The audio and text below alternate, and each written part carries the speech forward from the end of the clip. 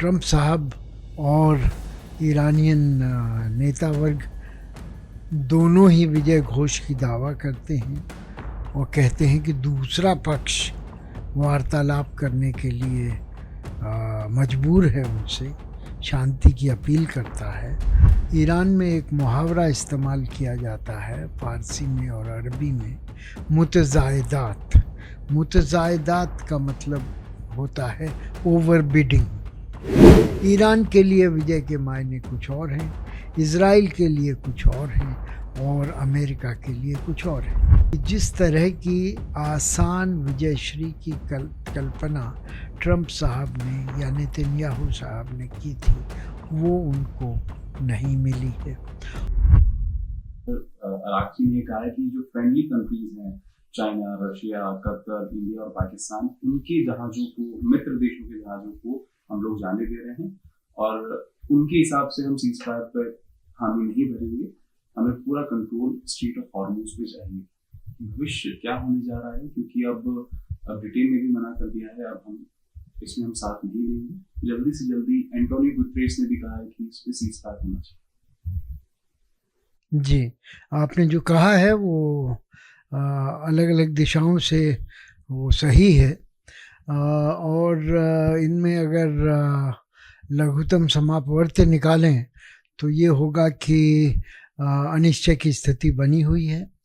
हालांकि युद्ध की जो पहली खेप थी, जिसमें कि विनाश और हत्याकांड वगैरह हो रहे थे, वो अब कुछ कम होती जा रही है। लेकिन इसका इन सब वक्तव्यों से ये ऐसा लगता है कि शांति का रास्ता अभी दूर है और मौलिक सिद्धांतों पर भी सहमति नहीं है जिनके आधार पर शांति वार्ता की जा सके। जहाँ की ट्रंप साहब और ईरानियन नेता वर्ग दोनों ही विजय घोष की दावा करते हैं और कहते हैं कि दूसरा पक्ष वार्तालाप करने के लिए मजबूर है, उनसे शांति की अपील करता है। तो ये सब देखते हुए ऐसा नहीं लगता कि इस मामले में कोई भी चीज़ जल्दबाजी में होने वाली है।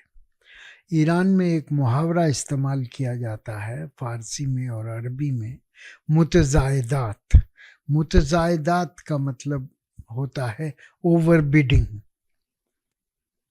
तुमने जो मोल लगाया, मैं उससे ज़्यादा मोल लगाऊंगा।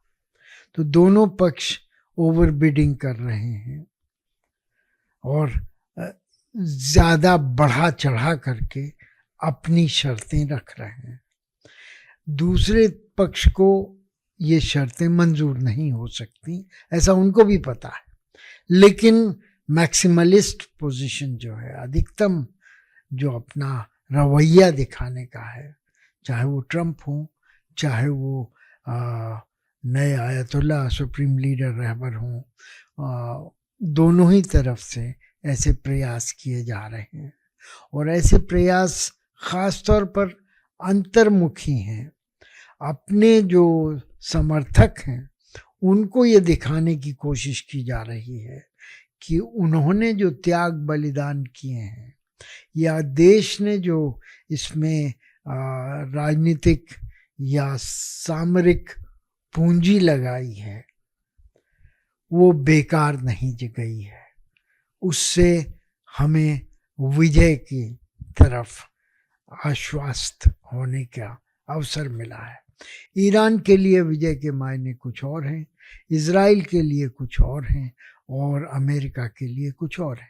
ईरानी नेतृत्व ये दिखाना चाहता है कि विश्व की इकलौती सुपर पावर और रीजन की इकलौती बड़ी पावर इज़राइल, दोनों का वो सामना कर पाए हैं और दोनों ने ही बड़ी कोशिशें की कि वो सत्ता से हट जाए, जो वर्ग इस समय सत्ता में है, लेकिन वो काबिज है और वो हटने वाला नहीं है।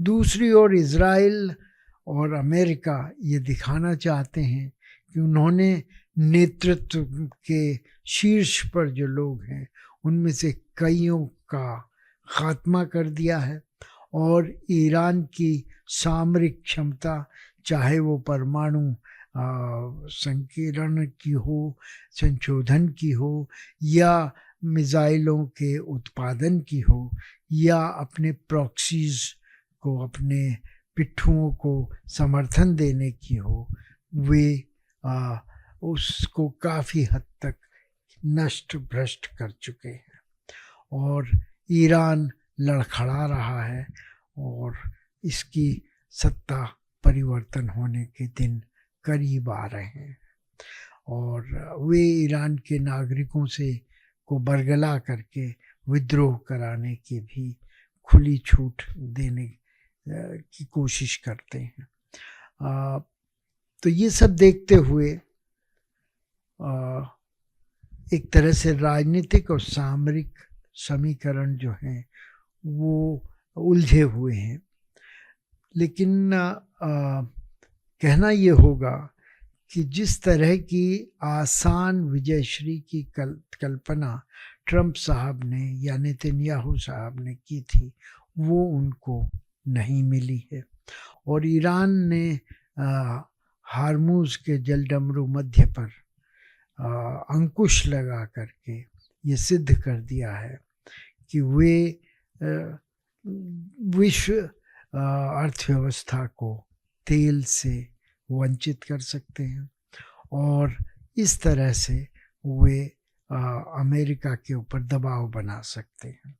दूसरी ओर खाड़ी के अरब देशों के ऊपर हमला करके उन्होंने ये भी दिखा दिया है कि ये देश ईरान की कृपा पर आश्रित हैं और ईरान जब चाहेगा इनसे अमेरिका के या इज़राइल के हमलों का त्रिकोणीय तरीके से बदला ले सकेगा और ये इसलिए भी किया जा रहा है कि ये देश अमेरिका पर और इज़राइल पर दबाव बनाए अपरोक्ष रूप से कि वे युद्ध को जल्दी समाप्त करें, क्योंकि इस युद्ध का खामियाजा अमेरिका और इज़राइल को तो भुगतना पड़ ही रहा है, लेकिन उनको भी भुगतना पड़ रहा है।